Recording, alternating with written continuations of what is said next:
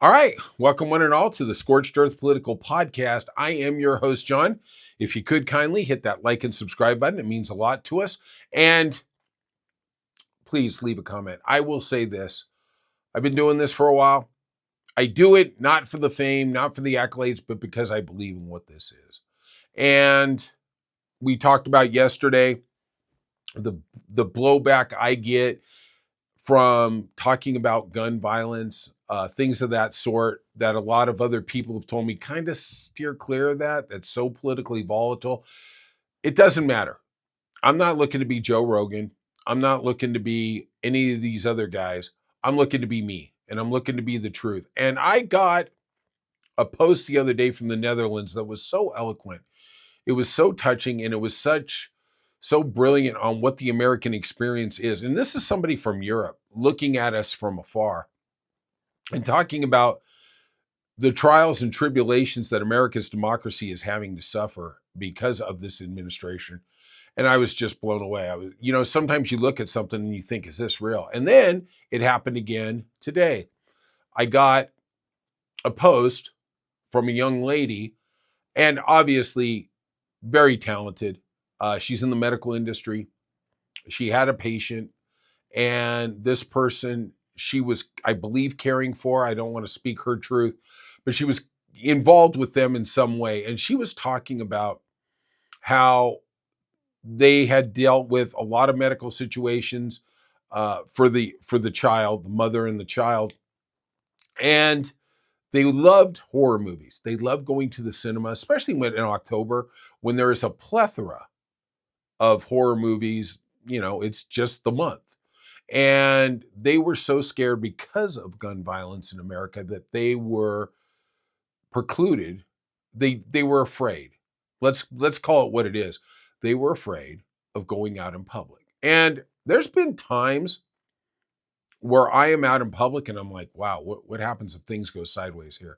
This isn't going to be a gun violence. We're not going to talk about it. But I want to say that if you have a truth out there, please say it. I'll address it. I'll talk to it. I love the ideas that come in. And to the man from Netherlands, to the young lady who wrote me, my heart goes out to you. Thank you. Thank you for believing in this democracy. Thank you for believing in our rights. And thank you. You are the stalwarts. You are the pillars of democracy who are going to see us through this crisis that is known as Donald Trump. All right, Monday, let's burn it all to the effing ground. So Monday was a big day in the Middle East. It is historically been rife with revolution, with war, with insurrections, with whatever you want to call it. And we have a brokered peace deal between Hamas and the Israelis. To me, the last time I saw an agreement like this was back in 1979 in the Camp David Accords that were hosted by the great President Jimmy Carter, between Egyptian President Anwar Sadat and Israeli President Menachem Begin. And they came to an agreement of Egypt and Israel living in peace, that they were not going to be part of the "we are going to destroy Israel" narrative. It was historic. It was amazing. We're going to get back to this in a little bit, but keep that in mind as we go through this agreement.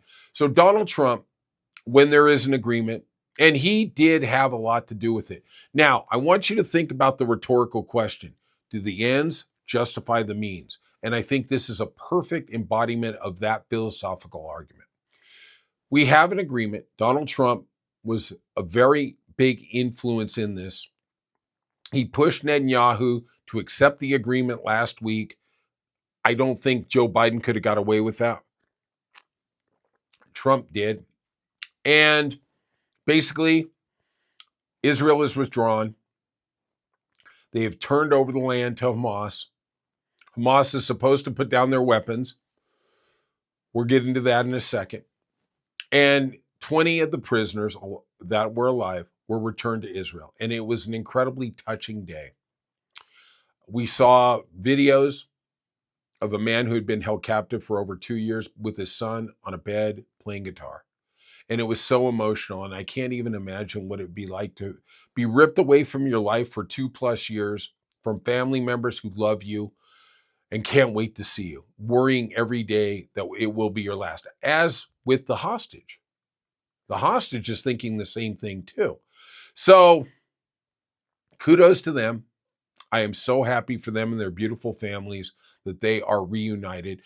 Israel released 1,700 Palestinian detainees. I don't know what they were. I don't know if their crime was just being Palestinian or if they had actually committed offense. It isn't exactly like Israel is forthcoming. They're like our ICE. You know, they do what they do and then they don't tell you anything later. But so Trump, because there is a historic agreement to be signed, couldn't get over there quick enough.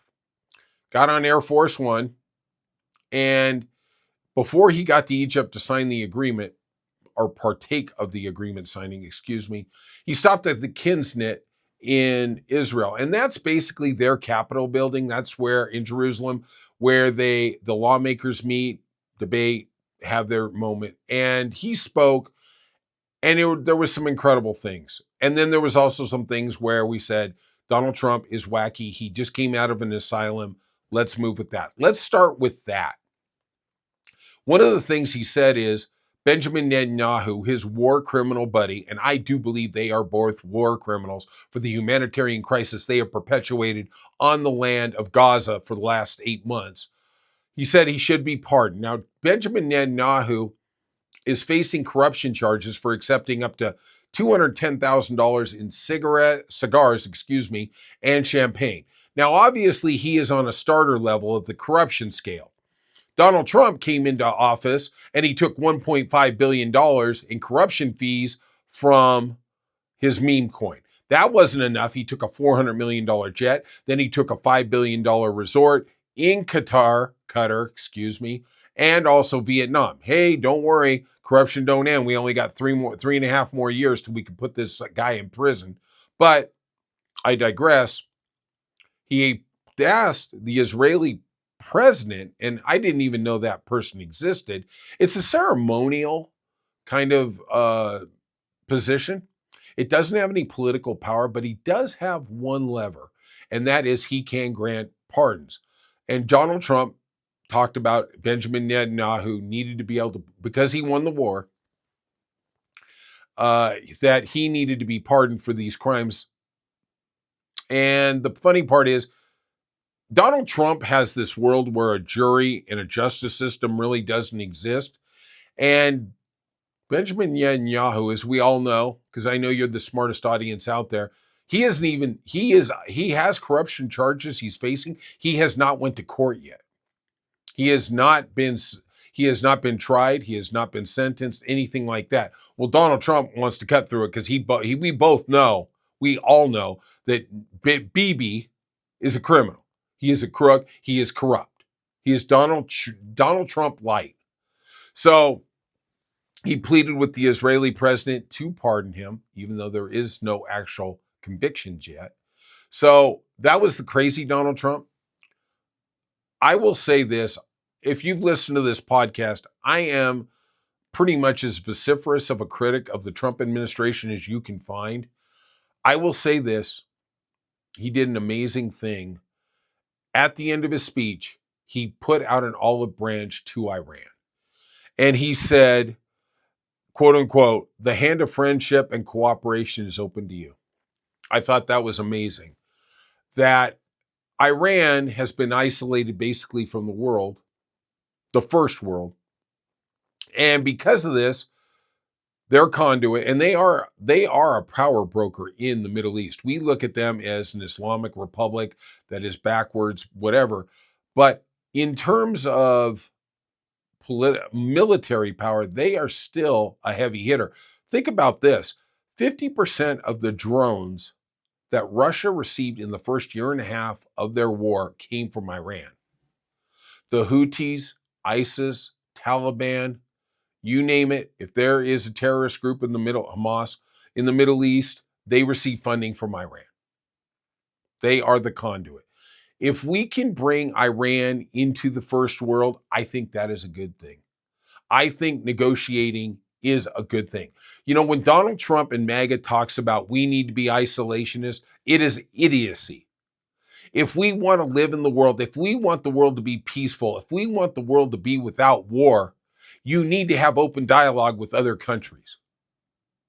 It's farcical and stupid to sit here and say we are going to close off our borders, we're going to raise tariffs, we are going to put the middle finger up to you, but yet we don't want anybody to play bad. We don't want anybody to get mad. We want leverage. No, it doesn't work like that. You close that door, it stays closed. And it takes a long time to get that door open. We've spent 100 years building allies, NATO, Pan-Pacific Agreement, things that extend the olive branch to all these countries. Of course, Donald Trump is cutting it down with a chainsaw, but that's another discussion for another day. Iran, I think the agreement is going to have to be, and I don't know where we're going to go, and I don't want to project, but really it's going to come down to nuclear power. I remember back in the day, the great Ted Koppel, who hosted Nightline for so many years and so brilliantly, went over to Iran. They'd come out of the revolution. They were an agrarian community. They're powerful. They have a lot of brilliant minds. They have a lot of brilliant people. But because of the way the government is structured, they don't have a basis for industrialization or to make industry profitable for the country. It's not a capitalistic society. It's a government-run society. And Ted Koppel went over there, and he had a driver, and they went out into the country. Now, obviously, a lot of things are orchestrated by the government. They want to control what American media sees and what it does. But he went out in a car, literally into the country, and he went to a farmer. And he went up to the door. No way the regime could have predicted this. And he said, hey, you guys are trying to get nuclear power. And the gentleman said, yes, we are. I am very proud of the fact we're trying to get nuclear power. And he said, why is that? And I'll never forget what the man said. He said, because it makes us a first world country. It wasn't we can lash out at our enemies. It's because of the pride that comes with having such a technological achievement. And we take it for granted being in here in America that we have the best of everything. We just take that. Other countries are striving because it brings self-worth. Why are Americans so arrogant? Because we have achieved so much. We have done amazing things for ourselves and for the world. There is a lot of pride that comes from that. Iran is trying to get to that place. Now, are we wary about what they're going to use the nuclear weapons for? Sure, I understand that. Or nuclear power. I understand that. That is absolutely something. And that's what Barack Obama addressed when he made the agreement with Iran to allow them into the world to be able to trade, to get money, but also we could control what their nuclear ambitions were. Donald Trump immediately in his first administration ripped that up and went to the sidelines. I think that was a mistake. Maybe we can get around that, we allow them peaceful nuclear expansion and they cut ties with all these terrorist groups. Because the Houthis are serious. ISIS is serious. Taliban is serious. Hamas is serious. And you know what they crave? They crave Iranian money. If we can stop that flow, we have made the world a safer place. And then I am all down with Donald Trump. You can get that Nobel Peace Prize. But going back to now we have an agreement. Everybody is patting everybody on the back. We're drinking those corruption cigars and champagne. And we are looking at what does the Middle East do now?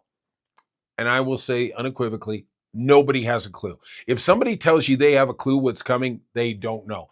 Let us go back to the Camp David Accord between Egypt and Israel. What happened? They signed an agreement. It was historic. It was earth-shattering. So what happens over in Iran? Ayatollah Khomeini takes power after the Shah was deposed, and he said, Anwar Sadat is an enemy of Islam. I am telling my warriors to go and kill him. He sadly was assassinated. It threw the Middle East into upheaval. I hope that doesn't happen, but there is a lot of moving parts here. And the biggest moving part to me is that has not been addressed is how does Gaza rebuild? Where is that? And is there a path actually to statehood? Or is this going to be a territory that Israel can keep grabbing more and more land on the West Bank and assorted other areas? I don't know. I want autonomy. I want truth. I want a journey. I want a destiny. I want a state for Palestine. And if this agreement brings it, kudos, kudos, kudos. All right. Also, talking about peace agreements, Donald Trump has still got a little hangover about not winning the Peace Prize. Went to Colombian activist Maria Machado. Kudos to her. Actually, it's somebody who was nominated by Marco Rubio in 2024, and Donald Trump is still stewing about it. Before he headed over to the Middle East for his little photo op, he was posting on Sunday night that, Benjamin Netanyahu said I deserve the Peace Prize. He's still the petulant, pouting little boy because he didn't get his prize. He didn't get the new fire truck, right? Somebody else got the fire truck. He didn't, and he is going to stomp and stomp until he says Rumpelstiltskin. So he said, and this is the only reason I bring it up. We all know the pettiness of the man. The reason I'm bringing it up is because in the post, he said, try and hold on to this one. He said, I wasn't trying to win the Peace Prize. I did this deal so I could save lives. And I was like, oh my God, I am going to literally spit out water, even if I don't have water in my mouth. I'm going to be like a cobra spitting. Because he was the guy for 7.5, 8 months who enabled the humanitarian crisis, the famine crisis, the genocide by him and his war criminal buddy, Netanyahu. It was over 2 months ago when reports started coming out substantially of starvation going on in the Gaza area that he sent Steve Witkoff and Mike Huckabee, hoping for the rapture, over there to survey and come up with concepts to stop this starvation. Well, they didn't do anything. Like all the rest of the fickle Trump administration, they talk a lot, but there is no action. There is no productive action. There's vindictive action, but in a way that can help actual people, the Palestinian people, there was none. It was crickets. Crickets on crickets. And I hope down the road he can get whatever he wants if it saves lives. But him having the gall to say he didn't care about the prize, all he cared about was saving lives, is the utter lie of all lies. I will tell you, I believe in WMDs before I believe that statement from Donald Trump. Yeah, right. Let's move on. As the Republican shutdown continues across America, and it is the Republican shutdown, they control Congress. They control the Senate. They control the presidency. They don't need one Democratic vote to open up the government. Well, it's going into its second week. Kristi Noem, head of HHS, dog killer extraordinaire, person without a heart. I think maybe the heart muscle dissipates as you put more Botox in your face, but I digress.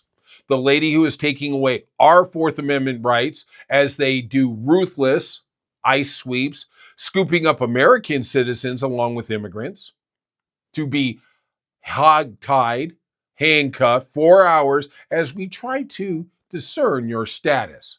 In that Chicago raid, we have discovered there was 10 American citizens who were bound for up to 4 hours in a parking lot, some half naked, so they could shoot their new little, video for the Schwarzenegger ICE agency.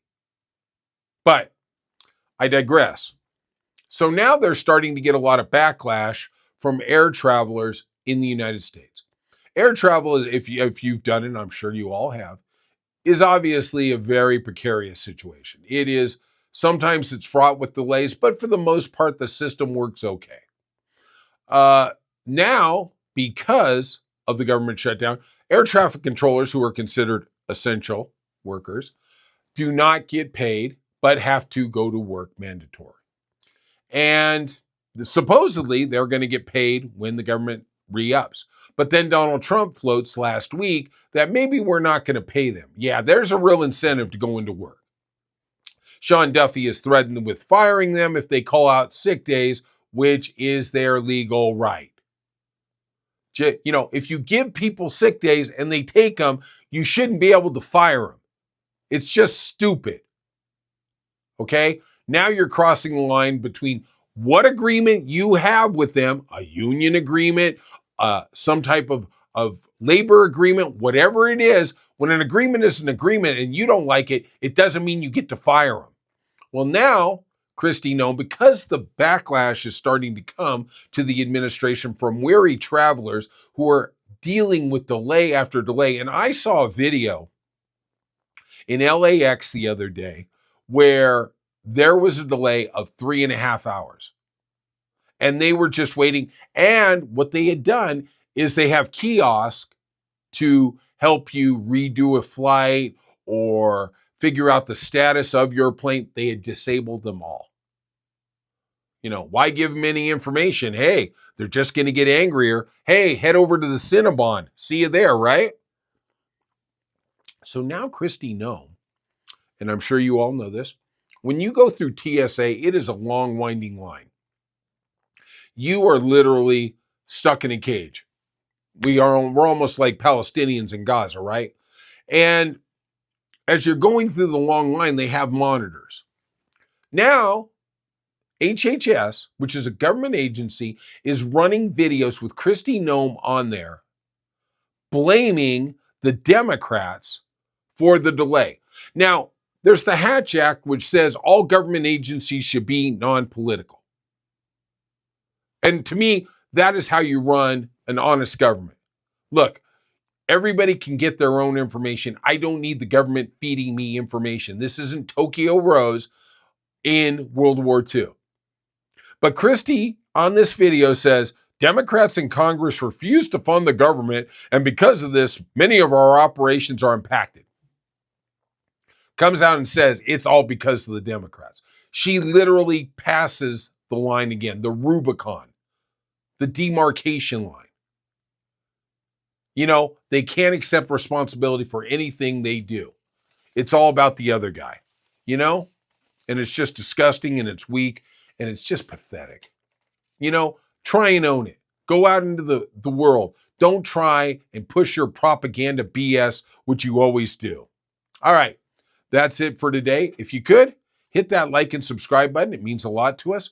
Feel free. Tell me what your truth is, what your comment is, and we'll see you soon on the Scorched Earth Political Podcast.